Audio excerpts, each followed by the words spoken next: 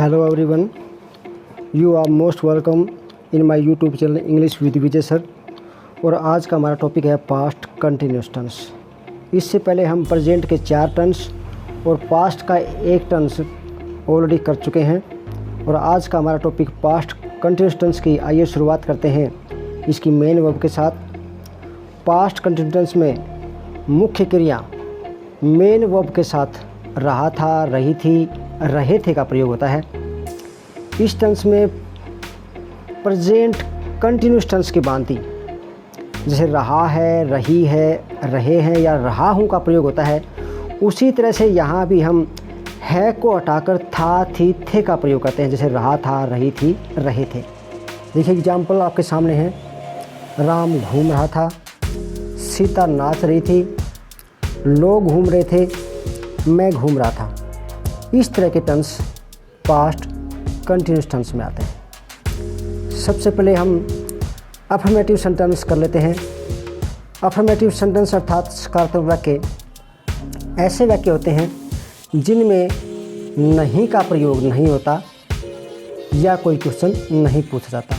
इसका format subject plus was या वर, helping verb plus V1 यानी कि वर्ब की first form plus ING plus object.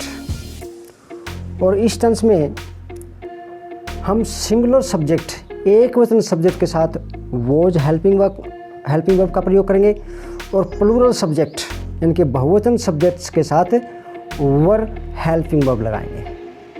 आइए कुछ एग्जाम्पल देखते हैं। राम घर जा रहा था। तो इस टेंस में राम हमारा सब्जेक्ट है जो कि 3rd पर्सन सिंगुलर है, के साथ हम हेल्पिंग वर्ब वॉज का प्रयोग करेंगे। वर्ब जाना हमारी वर्ब है, इसके साथ हम ING लगाएंगे गोइंग, उसके बाद हम ऑब्जेक्टिव पार्ट लगाएंगे। तो हमारा सेंटेंस हुआ राम घर जा रहा था, राम वॉज गोइंग होम। मैं खेल रहा था।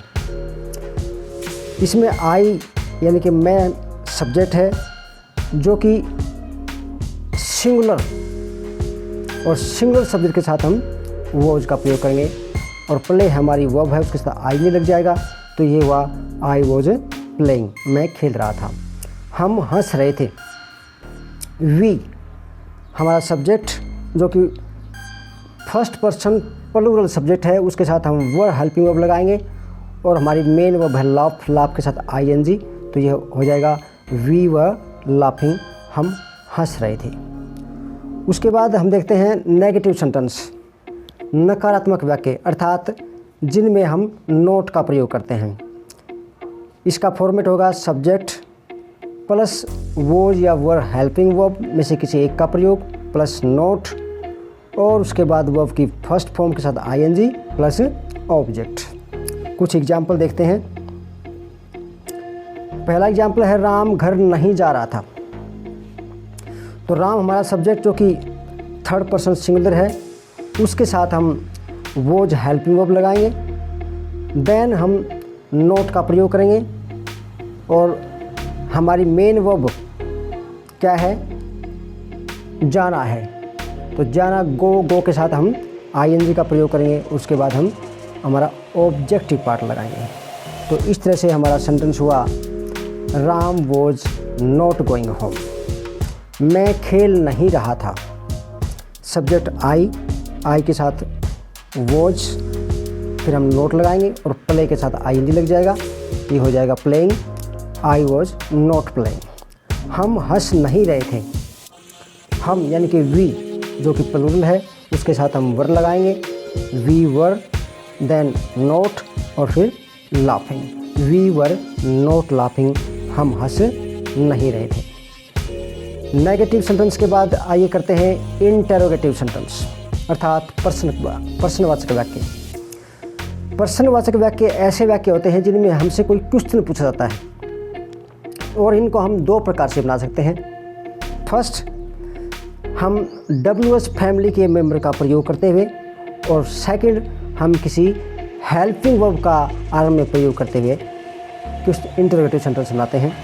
तो इसका फॉर्मेट होगा, फर्स्ट ऑफ ऑल हम लगाएंगे WH फैमिली का कोई भी मेंबर, व्हाट, व्हेन, व्हाई जो भी है उसके अनुसार हम उसका प्रयोग करेंगे, प्लस वॉज, वर में से किसी एक का प्रयोग, प्लस सब्जेक्ट, प्लस यदि वाक्य में नोट है तो आप नोट लगा देंगे, अदरवाइज आप उसको छोड़ देंगे। देन V1 प्लस ING यानी कि वर्ब की फर्स्ट फॉर्म के साथ ING और फिर ऑब्जेक्टिव पार्ट लगाकर क्वेश्चन मार्क लगा देंगे। आइए कुछ एग्जाम्पल देखते हैं। क्या आप खेल रहे थे, और सेकंड सेंटेंस है आप क्या खेल रहे थे। अब दोनों सेंटेंस लगभग एक जैसे हैं। पहला सेंटेंस देखिए हेल्पिंग वर्ब का प्रयोग करते हुए बनाया गया है और दूसरे सेंटेंस में हमने WH फैमिली यानी कि व्हाट का प्रयोग किया है। तो दोनों में डिफरेंस क्या है? डिफरेंस पहले ही मैं आपको बता चुका हूँ। जिन सेंटेंस में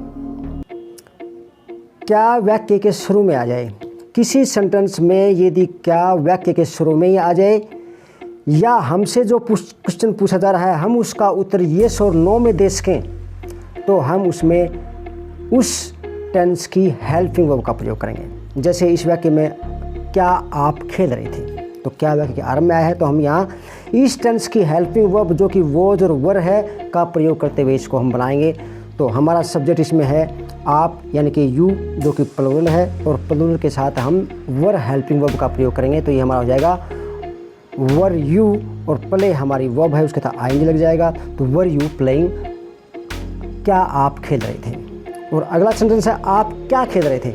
आप इस सेंटेंस का आंसर येस और नो में नहीं दे सकते, आपको बताना पड़ेगा कि आप कौन सा खेल खेल रहे थे, खेल का नाम बताना पड़ेगा। आप येस और नो से काम नहीं चला सकते, लेकिन ऊपर वाले सेंटेंस में आप येस और नो में आंसर दे सकते हैं। और दूसरा, यदि ये बात आपके समझ में नहीं आया तो आपको ये बात अच्छी तरह से समझ में आ जाएगी यदि वाक्य के बीच में हम क्या का प्रयोग जिस सेंटेंस में करते हो वहाँ हम WH फैमिली का प्रयोग करते हुए वाक्य को इंटेरोगेटिव बनाएंगे। जैसे इस सेंटेंस में आप क्या खेल रहे थे, तो क्या इसमें शुरू में न आकर वाक्य के बीच में आया है, तो यहाँ हम WH फैमिली का प्रयोग करेंगे। तो क्या होता है व्हाट से, तो व्हाट के बाद में आप लगाएंगे helping verb. Helping verb subject के अनुसार, सब्जेक्ट प्लूरल है तो आप वर्ब का प्रयोग करेंगे, और यदि सब्जेक्ट सिंगुलर है आप तो वॉज का प्रयोग करेंगे। लेकिन हमारा यहाँ सब्जेक्ट यू प्लूरल है तो यहाँ आप वर्ब लगाएंगे, उसके साथ में हेल्पिंग। तो what were you playing. Next अन्य एग्जाम्पल देख लेते हैं। क्या राम घर जा रहा था, तो इस वाक्य में भी क्या का प्रयोग वाक्य के शुरू में हुआ है तो इसका मतलब हेल्पिंग वर्ब का प्रयोग होगा। तो हमारा सब्जेक्ट राम जो कि सिंगुलर है, थर्ड पर्सन सिंगुलर के साथ हम हेल्पिंग वर्ब वॉज लगाएंगे, was Ram going home. Next है क्या मैं खेल नहीं रहा था, वॉज आई नॉट प्लेइंग। हम हंस क्यों रहे थे, हम हंस क्यों रहे थे, तो यहाँ क्यों वाई WH फैमिली का प्रयोग किया है तो हम यहाँ सबसे पहले लगाएंगे वाई। वाई के बाद में हेल्पिंग वर्ब सब्जेक्ट के अनुसार, सब्जेक्ट हमारा वी है जो कि प्लूरल है तो वर्ब का प्रयोग होगा। तो वाई वर वी लाफिंग। तो इस तरह से मुझे उम्मीद है आपको पास्ट कंटिन्यूअस टेंस अच्छी तरह से समझ में आ गया होगा। Thanks for watching this video.